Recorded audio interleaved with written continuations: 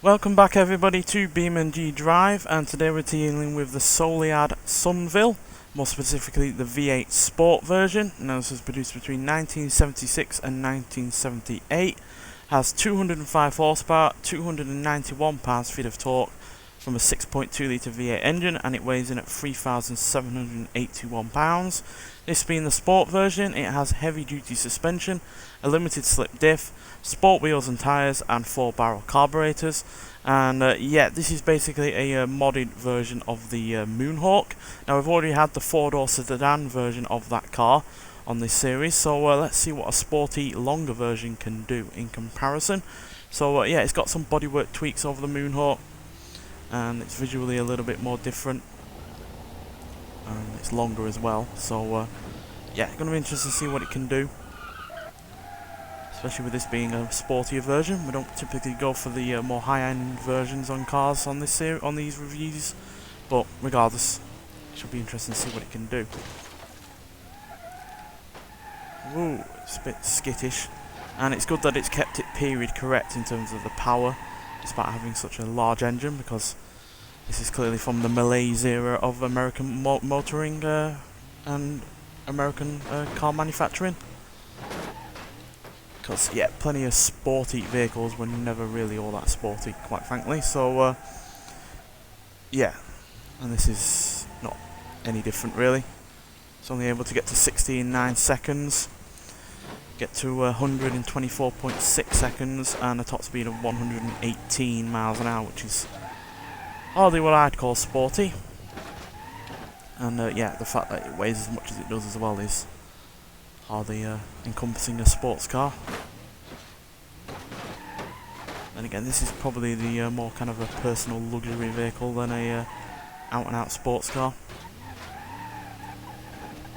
despite being called sport and having a rear spoiler, as well as a rev counter on the bonnet, which was an option on the GTO the Judge, which not many people realise these days that had that kind of thing. I think certain other muscle cars had it as well.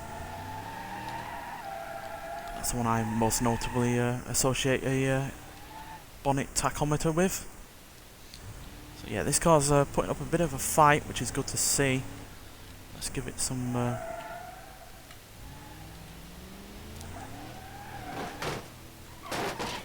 ooh, it's not easy to control at all. Despite not having all that much in the way of power, it's got very little in the way of rear end grip.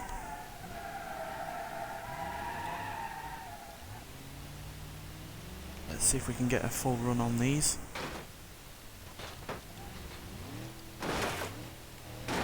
Oh, there goes the oil pan, which is obviously going to starve us of oil over time.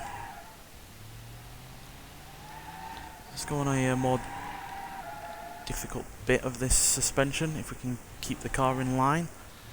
It's extremely difficult, and it doesn't help that the camera keeps moving around as well. Let's go on these. Shake this car about. There's a suspension working overtime.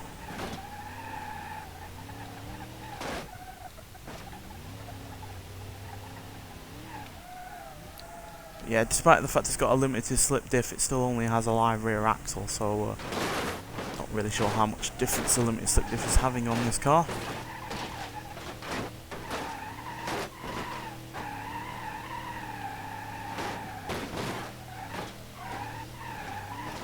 Yeah, the radiator is now leaking, which is going to combine with the fact it's losing oil and kill this car fairly quickly, I imagine.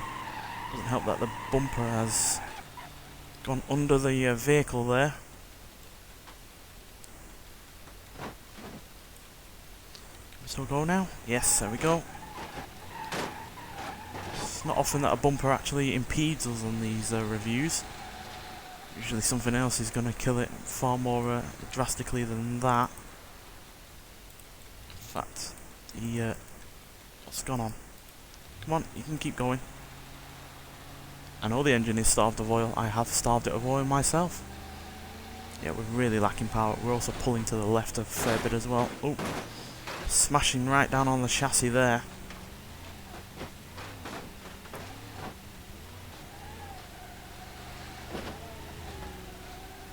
bumper's hanging on for dear life.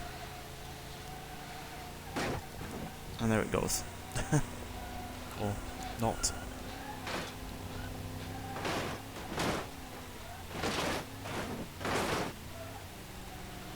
Oh, there the bumper has gone now, thankfully.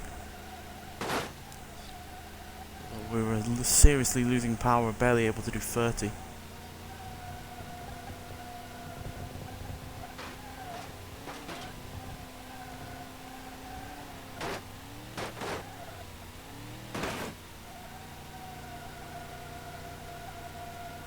But it's hanging on in there.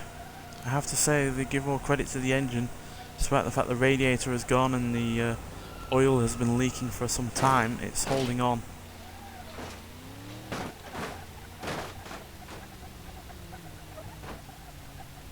I think it's going. It's going. It's gone.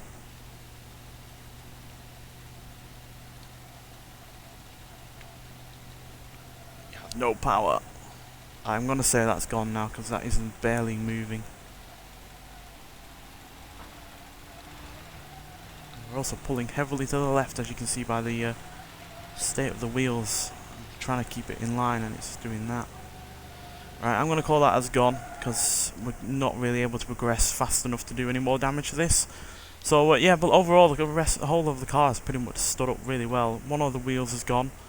And obviously the radiator and oil pan has gone, but the rest of the car seems to have held up nicely. So let's get to the rollover ramp, the explosive barrels and the cinder block wall.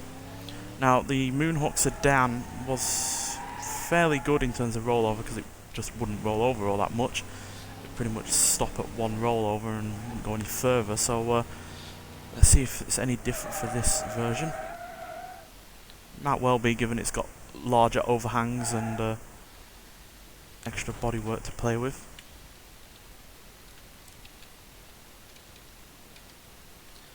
Right.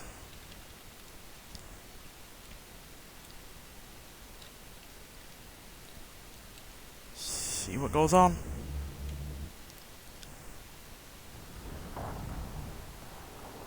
Right, is it going to do another one?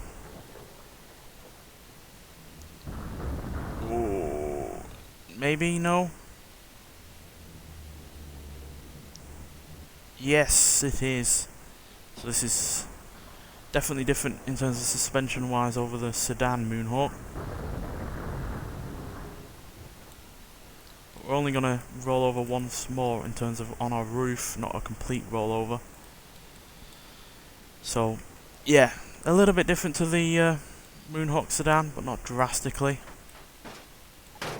See the amount of space between the radiator and the engine there, which is quite concerning for any crash tests that we're going to be doing. Regardless, let's get back to the ramp and see if we can do any more this time round. The roof has come down a fair bit as well on the drive, which is also concerning.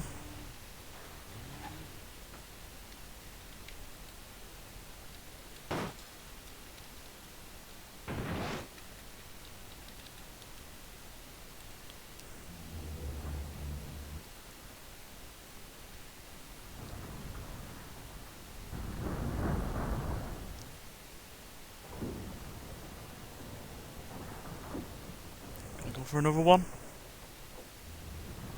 Yes. Can we complete a full one though this time round? Yes, we can. Interesting. I guess the shape of the roof and maybe the bonnet being open has made it roll over completely for a second time. So yeah, we are advancing in terms of creating more damage to the car. But the car seems to be mostly holding up to it. The roof is the main concern here. So hopefully it can hold out for the third and final time.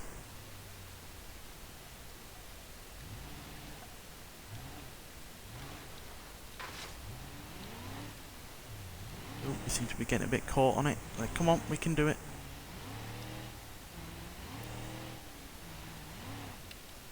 There we go. Just about, yeah. Right, let's flip this baby one more time.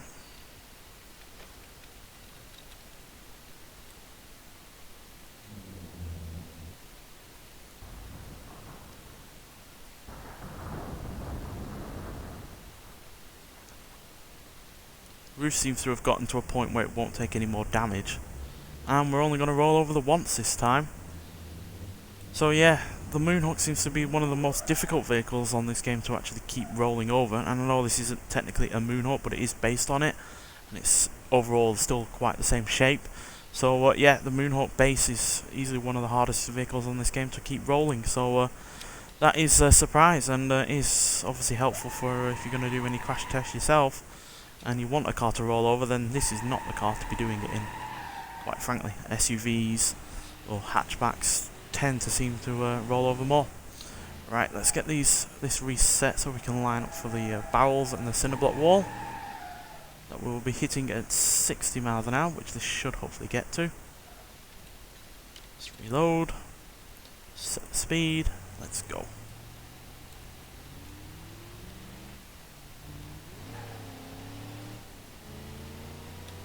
Yep, gonna get to 60, good. And kablamo! Well, there goes practically the whole front end, especially in terms of bodywork.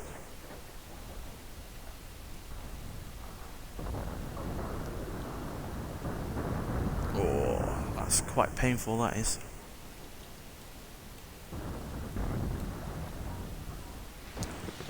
Yeah, that's done a lot of damage to the Sunville here. The roof has come quite the way down, far more than it did on the rollover test, and practically all of the bodywork has been damaged up front. So does it still move though? Yes it does. Does it still drive in a straight line? No. Seems to pull a little bit to the left, but overall that is survived, and that is a big surprise, because I saw the massive amount of distance between the radiator and the engine in the suspension area and figured that's a lot of bodywork to, you know, be easily torn away and expose the rest to damage, and yet it actually seems to have done the opposite. So that is a good, you know, prospect. So let's see what happens at 60 against the cinder block wall.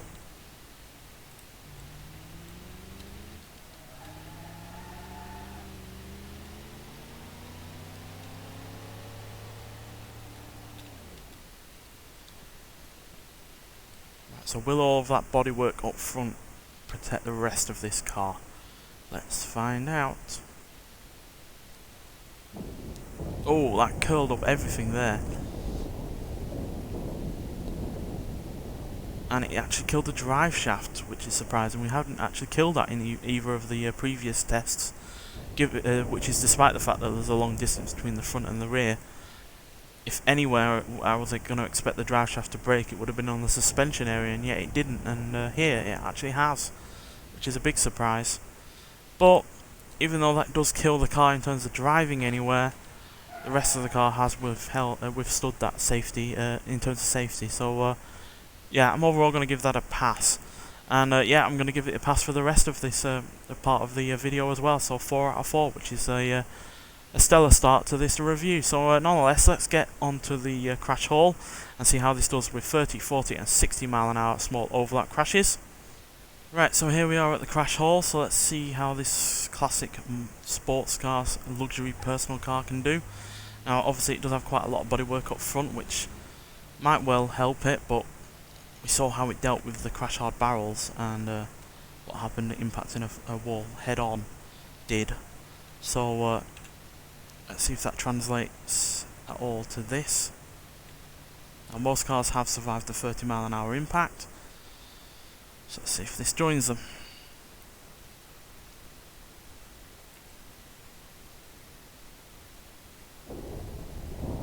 Well, the front window is cracked, which is not a good sign at 30 miles an hour, but the rest of the car has held up well, so yeah, that is a pass. So at least this car's going to get an average score of 5 out of 10 if it doesn't pass anything else, but regardless, yeah, it has passed the 30 mile an hour impact. There's very little damage to the passenger driver compartment. So let's see what happens at 40.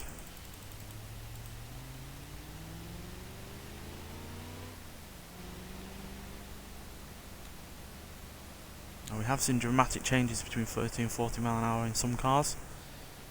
So let's see if it's going to be the same for this.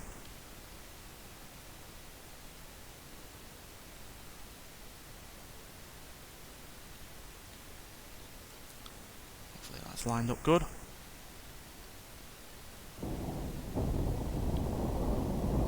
Yeah, that's fine.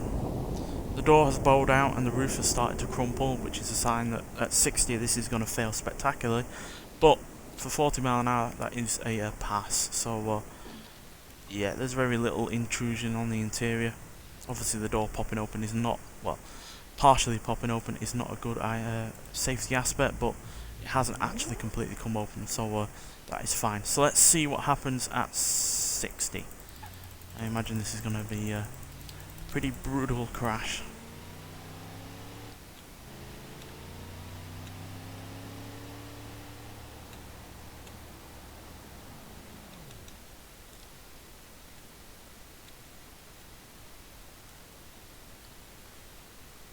Here comes the pain. Oh, yes. Not failed as badly as I would have expected it to be honest. I was expecting it to be far worse.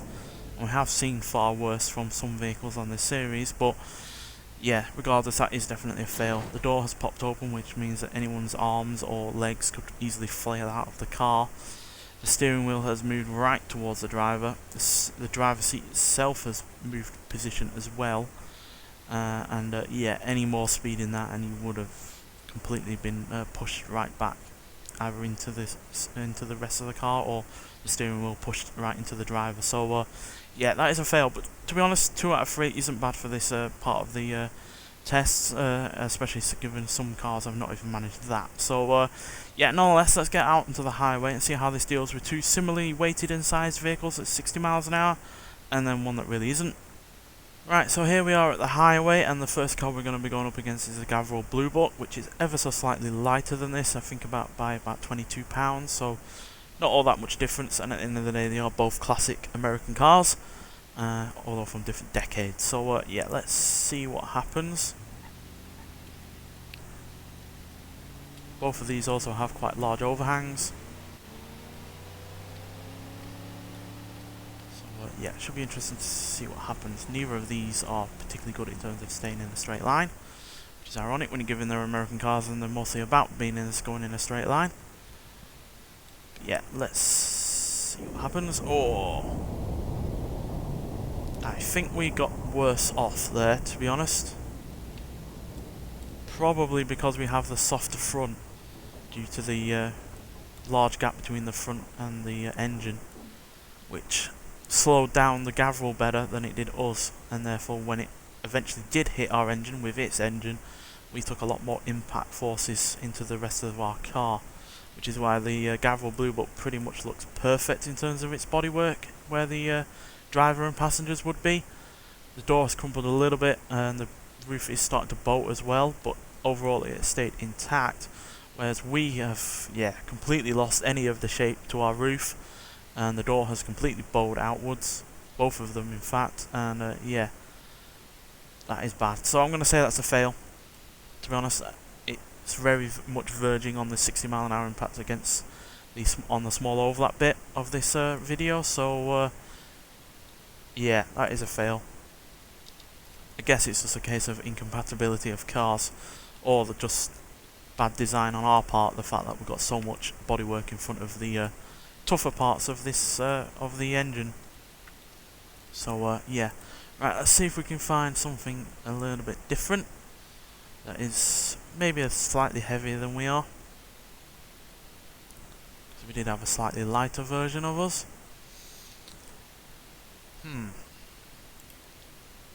ETK maybe?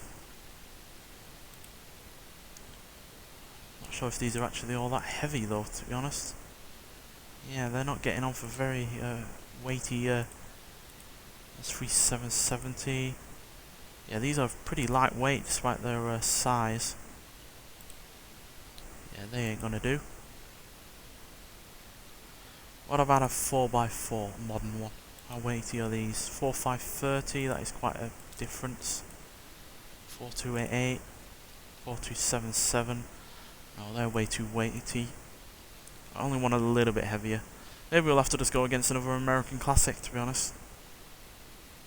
How about this actual Soliad Wendover? Since it is the same kind of car as we are, in terms of name. Again, no, 3792.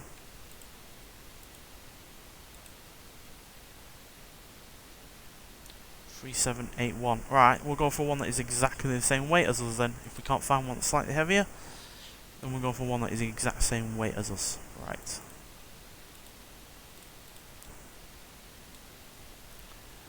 Let's see what happens.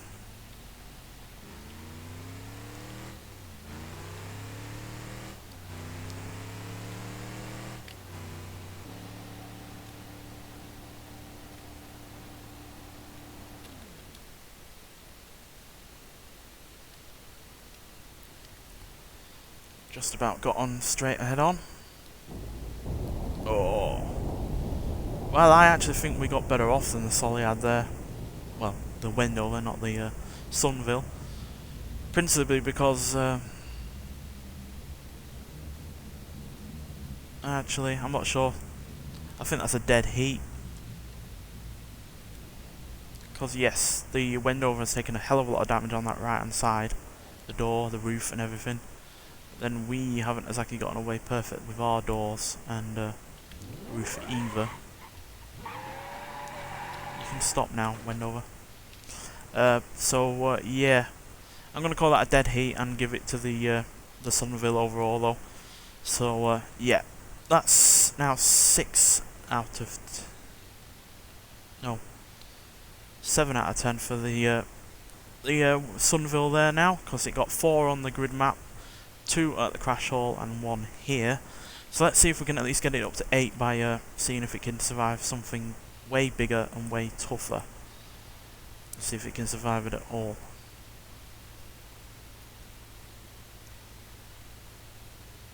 I've always wanted to go for the hopper, but it's never really been all that weighty, has it? No. It's just that little bit too small in terms of SUVs overall. I think we'll go for the ETK then, if we were going to go for it originally, and it's not massively heavier. It's about, what, 700-ish pounds thereabouts, so but it's a decent extra amount of weight, and it is the most modern car it's going to go up against, so does seem a bit, you know, of a double deal there, more modern and heavier than we are.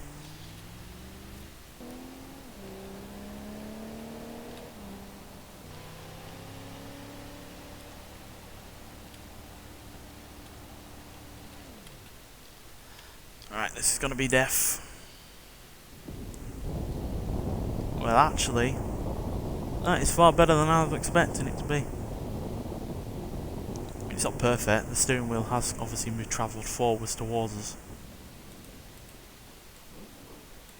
But it's killed the ETK in a lot of ways. It's lost a wheel, its engine, its drive, one of its drive lines.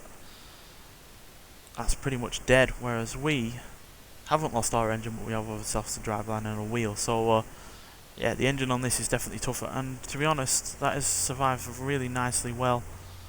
Not, I don't think pass-worthy, maybe, but definitely a notable crash test there in the fact that a more modern, heavier SUV has not failed to completely decimate this car. Has not managed, should I say, to completely decimate this car, which is a surprise. I guess the fact that this Sunville has quite a lot of bodywork up front, which is quite soft, combined with the obvious soft crumple zones of the ETK, have both combined to make this a more, you know, survivable crash than otherwise would have been. Imagine if it went up against a Roma, which has quite a tough chassis right in where the engine is, it would have been a completely different story. But regardless, yeah, this Sunville is a pretty good mod. I really do quite enjoy it. I wish it did have, you know, like quad headlights, you know, in a line like a Lincoln Continental from the 70s, because it would have, you know, gone along with the whole style of this car overall from the late 70s. But overall, this is a cracking mod, and yeah, I really like this sport version, despite its lack of grip at the rear end. But yeah, nonetheless, thanks for watching, and I'll see you in the next one. Bye.